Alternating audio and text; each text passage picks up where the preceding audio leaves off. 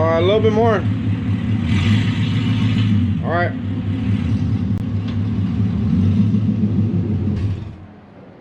We got the shit box. Now we got a new engine for the shit box.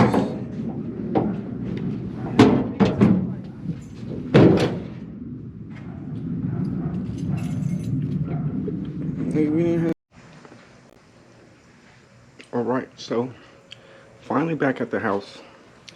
Took almost all morning to get into the Nellis Air Force Base so that I can purchase this engine from a friend of mine that was stationed in Japan and brought it back with him.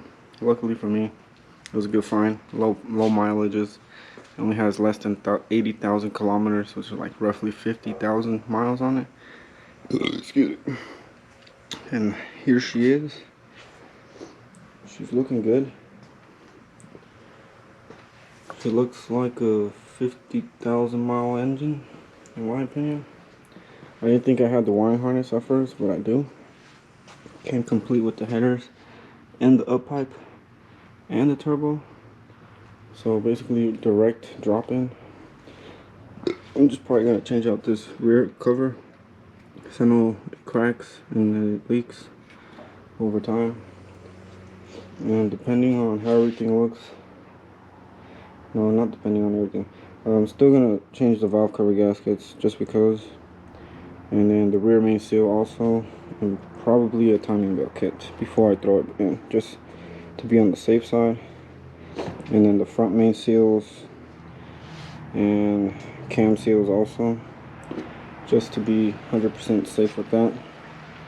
And everything is looking pretty good.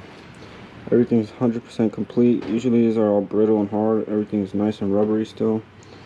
This is a good condition EJ20G. It's better than some EJ205s that I found in the past. And he also gave me the slanty OEM intercooler, and the piping that goes on it, it's all complete, all intact, and the air box. So should make for a pretty easy swap. I know nothing good is easy, or nothing worthwhile is easy, and nothing really in life is easy, but I believe it's going to be pretty easy. I'm going to make it easy with the help of the Fueltech 450 ECU that I'm going to be merging it with.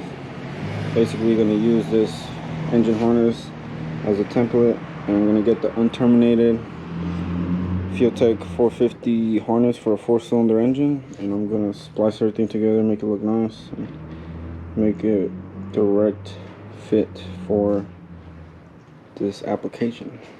And from there, it's going to go straight into this guy, which is heartless right now. I have a trans ready for it. Transmission's ready. Just got to do a new shifter linkage before I throw it in. Got a couple white line products, which we're going to make the shifting a little better. Yeah, it's been about 2 years since I've even fucked with this thing. And due to some home association bullshit, it's kind of like life is telling me to just do it already. So dash is in. Probably going to accommodate these two sections right here for gauges and for the Fueltech ECU, because it is an all-in-one ECU cluster. I'm going to do the rear seat deletes in the back. I'm only going to be running a driver's seat for now. Sorry, ladies. And yeah, everything's still pretty intact. Harness wise, there's nothing in there at the moment because I happen to take everything out and throw it in the trash. Like, yeah, something I wouldn't recommend anybody that's starting a project to do, but for my first big project, I think I had to learn the hard way. Don't throw away anything before you're finished with the project, because it's going to make it longer and harder at the end of the day.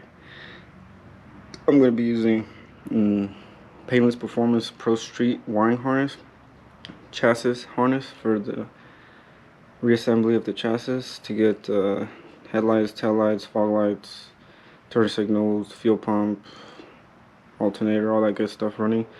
And once that's 100% complete, then we're gonna go ahead and move on to the engine button that up with the unterminated Field Tech harness, and then from there we're gonna be able to put it all together. And I'm gonna go the sleazy route on the subframe, just because I don't want to pull the subframe out right now.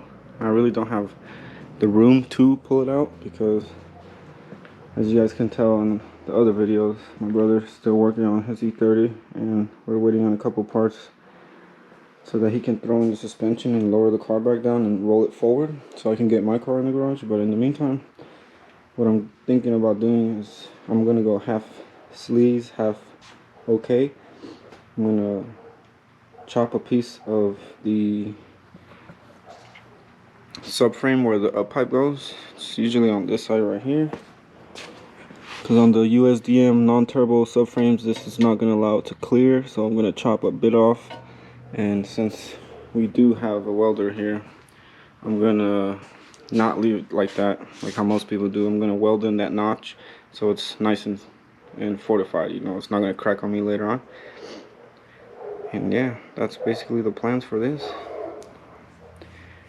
Next video, you guys most likely 100% going to see me filling you guys in on how to install that chassis harness from Painless Performance. It's the Pro Street series, because it's still racing harness, but it's also for a street car. And that's what this is going to be. So I'll see you guys on the next one. Peace.